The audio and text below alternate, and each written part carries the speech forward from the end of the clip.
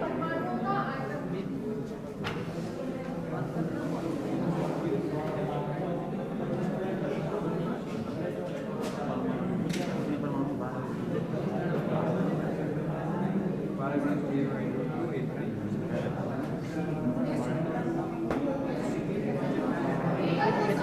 परमाणुओं का आयतन निकालने के लिए एक परमाणु का आयतन कितना होता है 4/3 पाई आर क्यूब। और टोटल कितने परमाणु हैं एससीपी संरचना में? कितने होते हैं परमाणु? औसत चालक बिंदुओं की संख्या 6। ठीक है,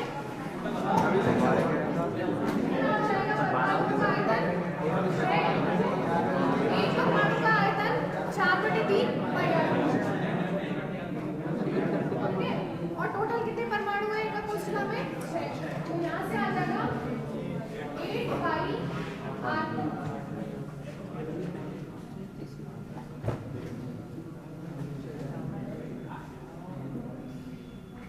सही था ना?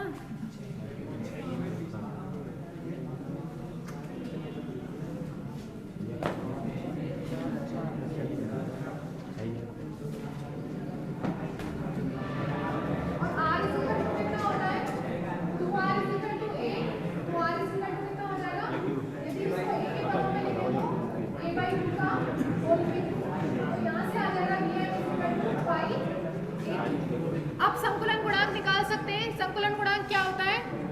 किसका अनुपात होता है एकक कोष्ठका में परमाणुओं का आयतन बटे कुल एकक कोष्ठका का आयतन। तो एकक कोष्ठका का आयतन कितना आया है 3√2 a क्यूब और परमाणुओं का आयतन कितना आया है पाई a क्यूब। तो इसका रेशियो से हम निकाल सकते हैं संकुलन गुणांक।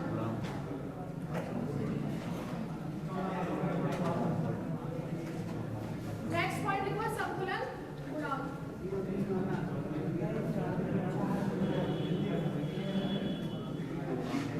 पैकिंग फ्रैक्शन बोलते हैं इसको, पीएफ से प्रदर्शित करते हैं। तो एकक कोष्ठका में परमाणुओं का आयतन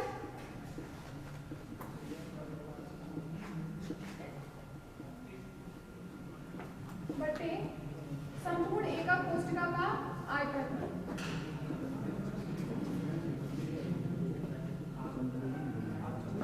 ठीक है, तो यहां से परमाणुओं का आयतन कितना आ रहा है पाई a क्यूब बटे संपूर्ण एकक कोष्ठका का आयतन आ रहा है 3√2 a क्यूब। ठीक है, संपूर्ण एकक कोष्ठका का आयतन ये आया था और परमाणुओं का आयतन पाई a क्यूब। तो रेशियो से कितना आ रहा है 3 पैकिंग फ्रैक्शन पाई बटे 3√2।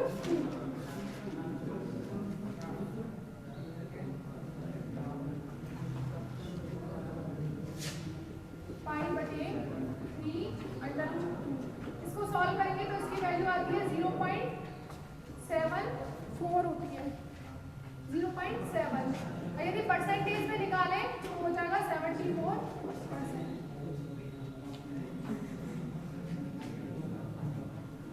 अब देखो इसमें एससीपी के अभाज्य कोष्ठका के सदस्य वैसे पूछे नहीं गए, तो यदि आप उनको डायरेक्ट याद कर सकते हैं तो कर लेना। अभाज्य कोष्ठका के सदस्य और अभाज्य कोष्ठका का आयतन।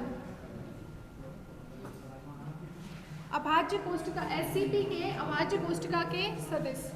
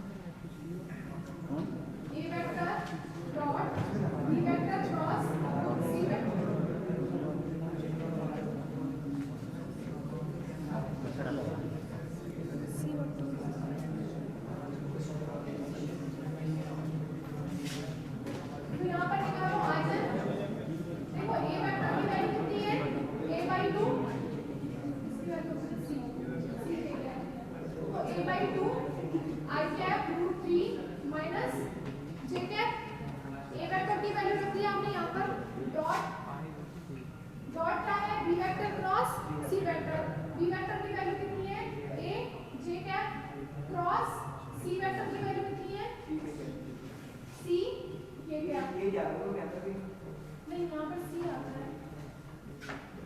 ठीक है तो यहाँ पर ओमेगा इक्वल्स टू आयतन कितना आ जाएगा जे कैप क्रॉस के कैप कितना होता है जे कैप क्रॉस के कैप आई कैप हो जाएगा a by 2 I cap root 3 minus j cap dot a c j cross k होता है I cap ठीक है अब देखो यहाँ पर डॉट प्रोडक्ट आ रहा है तो I cap dot I cap तो 1 हो जाएगा और j cap dot I cap 0 होगा ठीक है ये चीज तो आपको पता होगी आगे स्टूडेंट में I cap dot I cap j cap dot j cap k cap dot k cap 1 होता है बाकी सब 0 होते हैं और उसमें जो है चक्रीय रूप से चले तो वैल्यू आती है और k cap cross k cap कितना होता है 0 होता है क्रॉस प्रोडक्ट में ये वैल्यूज क्या होती हैं 0 और डॉट प्रोडक्ट में ये वैल्यू 1 होती है तो यहां पर देखो j cap dot i cap तो 0 आएगा ठीक है j cap dot i cap 0 आएगा लेकिन i cap dot i cap कितना होगा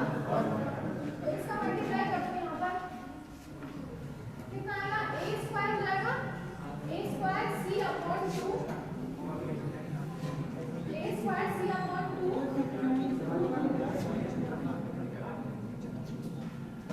सिर्फ फर्स्ट टर्म का मल्टीप्लाई होगा यहाँ पर ठीक है तो ये हो जाएगा a स्क्वायर इनटू कितना है c I cap dot I cap 1 root 3 upon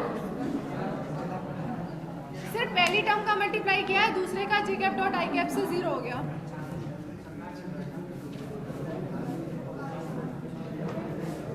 root 3 a square c upon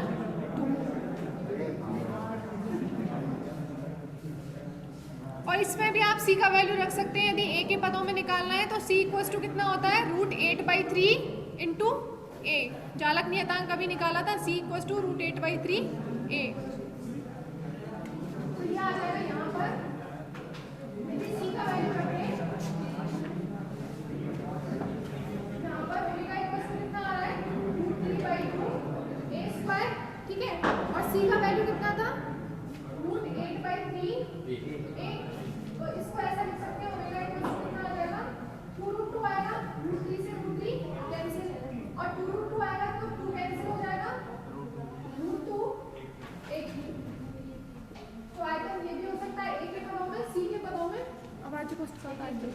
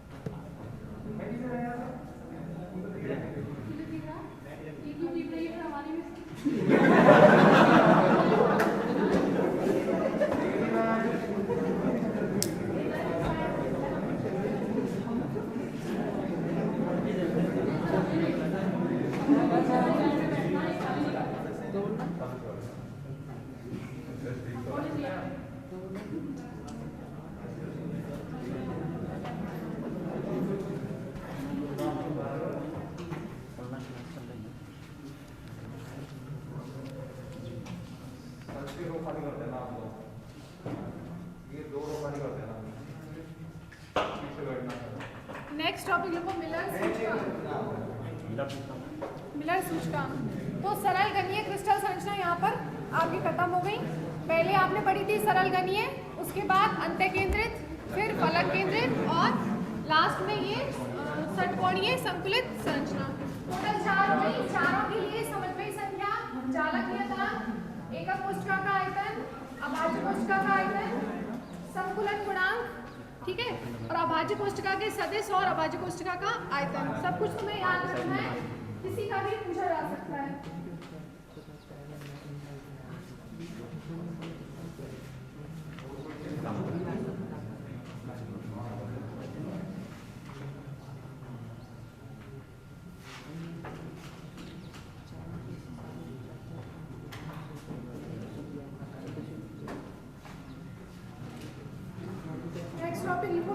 सूचकांक।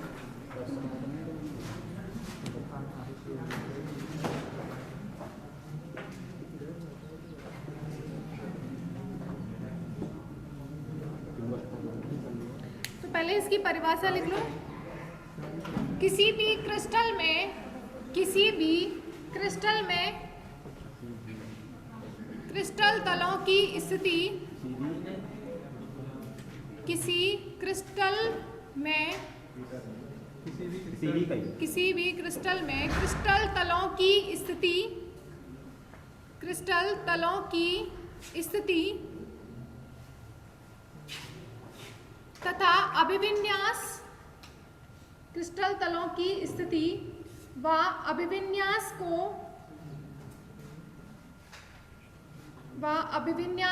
व्यक्त करने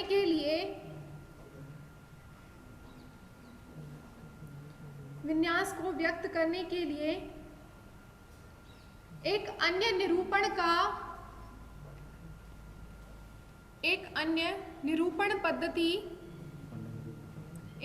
निरूपण पद्धति उपयोग में ली जाती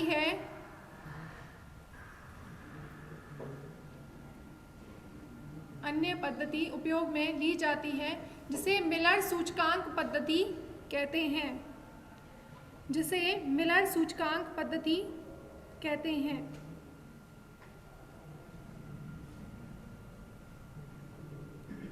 मिलर सूचकांक ज्ञात करने के लिए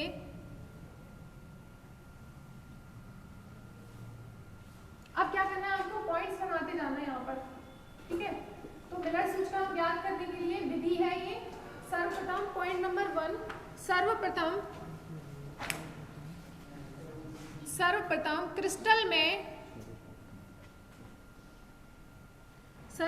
क्रिस्टल में अक्षों ए vector, B vector, C vector को प्रदर्शित करते हैं।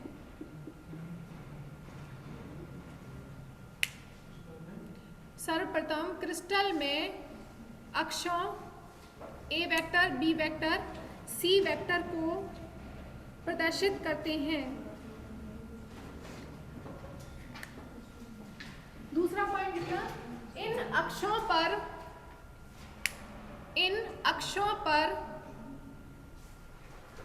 क्रिस्टल तल द्वारा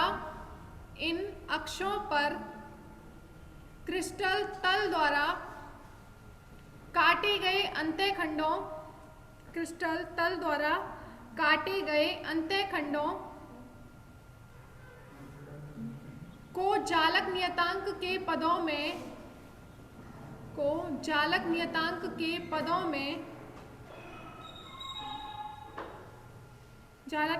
के पदों में ज्ञात करते हैं।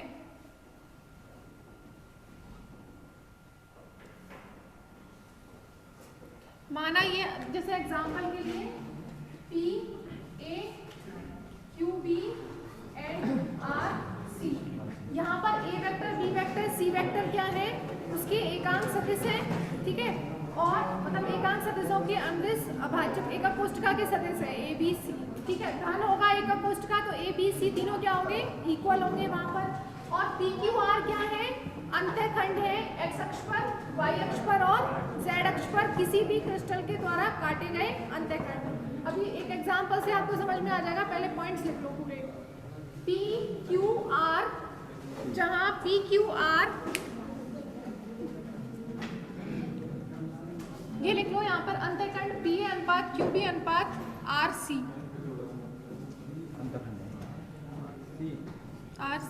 जहां P Q R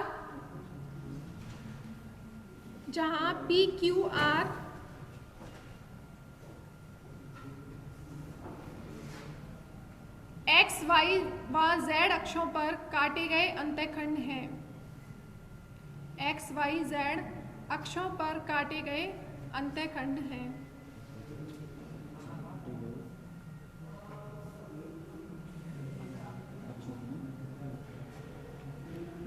तीसरे पॉइंट पे लिखना,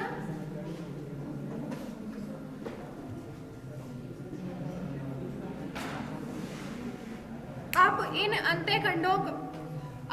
तीसरे पॉइंट में लिखना, अब इन अंतःखंडों PQR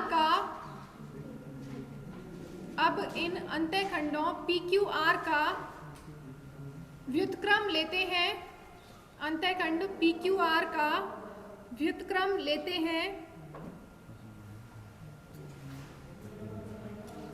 इनका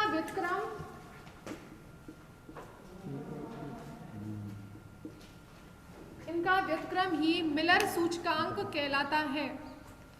इनका व्युत्क्रम ही मिलर सूचकांक कहलाता है, जिन्हें HKL से प्रदर्शित करते हैं। अब ऐसे लिख लेना यहाँ पर, जैसे अंतःखंड आ गए PQR, ये x अक्ष पर अंतःखंड है किसी भी क्रिस्टल तल का, y अक्ष पर और ये z अक्ष पर। उसके बाद क्या करेंगे, इन अंतःखंडों का व्युत्क्रम लेते हैं और व्युत्क्रम ही किसको प्रदर्शित करता है, मिलर सूचकांक को HKL। 1/P 1/Q 1/R = HKL। अभी एक एग्जाम्पल से आपको समझ में आ जाएगा।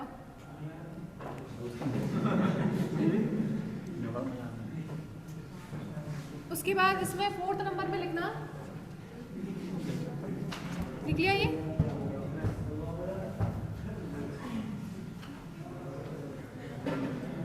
यदि PQR का व्युत्क्रम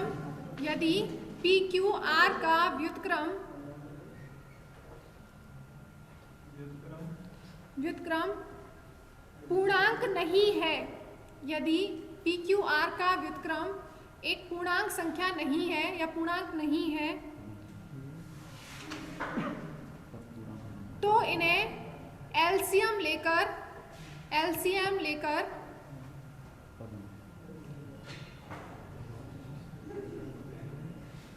पूर्णांक मान में परिवर्तित किया जाता है। एलसीएम लेकर पूर्णांक मान में परिवर्तित किया जाता है।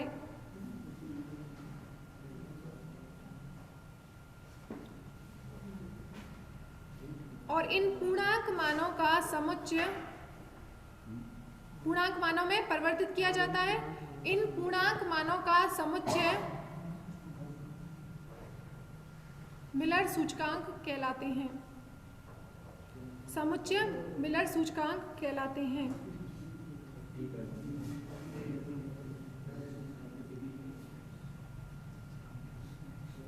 उसके बाद नेक्स्ट पॉइंट लिखना, यदि मिलर सूचकांक ऋणात्मक प्राप्त होते हैं, यदि मिलर सूचकांक ऋणात्मक प्राप्त होते हैं,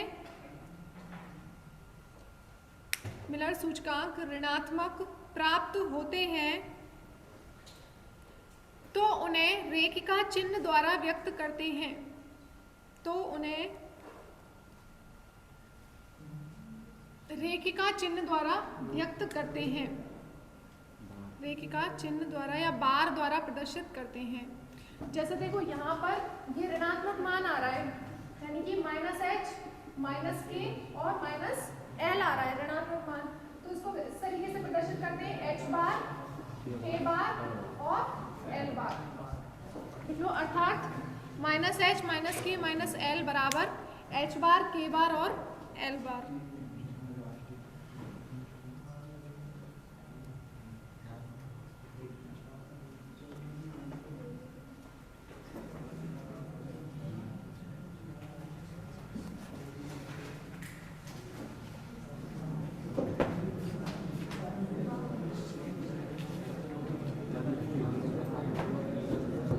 इसमें एक नोट डाल करके या फिर नेक्स्ट पॉइंट डाल करके लिख लो, नोट या फिर 6 नंबर पॉइंट डाल के लिख लो। यदि कोई क्रिस्टल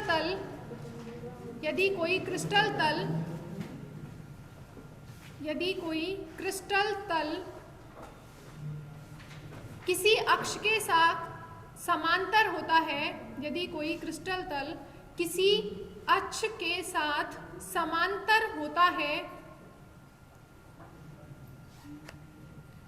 किसी अक्ष के साथ समांतर होता है, तो उसके संगत अंतःखंड को, तो उसके संगत अंतःखंड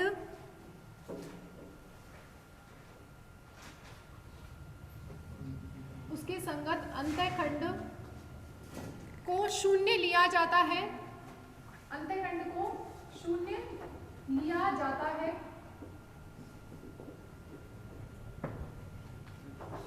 जिससे संगत मिलर सूचकांक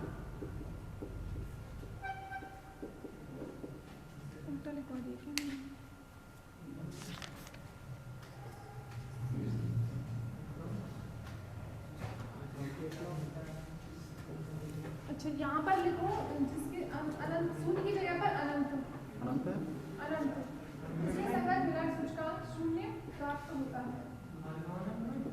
अब दोबारा से देखो इसको लाइन को, यदि कोई क्रिस्टल तल किसी अक्ष के सापेक्ष समांतर होता है तो उस पर अंतःखंड को अनंत लिया जाता है और जिसके संगत सूचकांक शून्य प्राप्त होता है।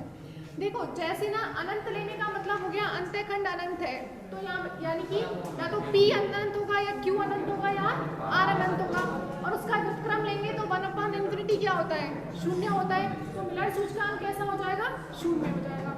अब एग्जाम्पल के लिए जैसे देखो यहाँ पर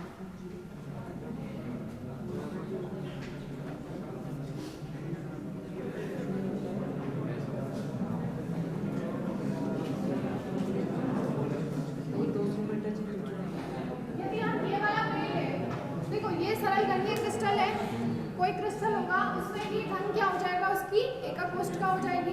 अब इस एकक कोष्ठिका में ये वाला जो तल है ये एक प्लेन होगा और इसके समानांतर बहुत सारे प्लेन होंगे, क्योंकि ये घन है, इसके साइड में एक और घन होगा, फिर तीसरा घन होगा, इस तरीके से इसके समानांतर बहुत सारे प्लेन होंगे। अब उन तलों का हमें क्या निकालना है, मिलर सूचकांक निकालना है। तो मिलर सूचकांक निकालने के लिए क्या करते हैं, सबसे पहले इस वाले तल का x अक्ष पर, y अक्ष पर और z अक्ष पर हम क्या देखेंगे, अंतःखंड देखेंगे। और सबसे पहले तो हमें ABC अक्ष को निर्धारित करना है, यानी कि मूल बिंदु लेना पड़ेगा। जैसे ये कोई मूल बिंदु है, ठीक है, इसको थोड़ा सा ऐसे बनाना, ठीक है, ये मूल बिंदु है, तो इसका x अक्ष के अनुदिश यहाँ पर ये कौन सी होगी, a वेक्टर, y अक्ष के अनुदिश ये b वेक्टर और ये c वेक्टर, ठीक है। सबसे पहले मूल बिंदु देखेंगे, फिर उसके बाद सदिश देखेंगे, उसके बाद देखेंगे जिस भी प्लेन का हमें मिलर सूचकांक निकालना है उसके क्या देखेंगे, अंतःखंड देखेंगे। तो इसका देखो x अक्ष पर ये काट रहा है और y और z भी कैसा होगा, समानांतर, क्योंकि उनको वो काट ही नहीं रहा है, तो इसके संगत अंतःखंड कितना आ जाएगा, मान लीजिए ये है यहाँ से यहाँ तक a, तो इसको हमने 1 मान लिया, 1 हो गया, और a b c कैसा है, घन है, तो तीनों बराबर में और वो कितना है, 1 है, तो अंतःखंड p कितना आ रहा है, इसके लिए 1 आ रहा है। और q and r को ये काट नहीं रहा है, तो हम उसके लिए क्या लेते हैं, समानांतर होता है किसी भी अक्ष के, तो उस पर हम क्या लेते हैं, अनंत लेते हैं ना, अंतःखंड। तो यहाँ पर q and r कैसे हो जाएंगे, इंफिनिटी हो जाएंगे। तो देखो यहाँ पर pa ratio qa ratio r c, मैंने क्या किया, a b c जो है हमारे यहाँ पर घन है, तो क्या हो जाएगा, तीनों इक्वल ही रहेंगे, तो इसको भले आप ना लिखें, ठीक है, a b c तीनों एक इक्वल होंगे, उनको भले आप ना लिखें। तो p कितना आ रहा है, 1, q कितना आ रहा है, इंफिनिटी, और r कितना आ रहा है, इंफिनिटी, क्योंकि ये वाला जो प्लेन है वो z और y को कहीं पर भी काट नहीं रहा है, तो संगत अंतःखंड कैसे लेंगे हम, इनफाइनाइट लेंगे, x अक्ष को ये काट रहा है, ठीक है। अब उसके बाद क्या लेते हैं, इसका व्युत्क्रम। तो व्युत्क्रम लेने का मतलब हो गया कि 1 का व्युत्क्रम कैसा रहेगा, 1 ही रहेगा, इनफाइनाइट का व्युत्क्रम 1/∞, इसका भी व्युत्क्रम 1/∞, तो 1 का व्युत्क्रम क्या होता है, Miller indices h k l, वो कितना आ रहा है, 1 0, ठीक है। इस तरीके से आपको इसके मिलर इंडिसेस निकालने हैं। तो एग्जांपल के लिए यहाँ पर लिखो, यहाँ पर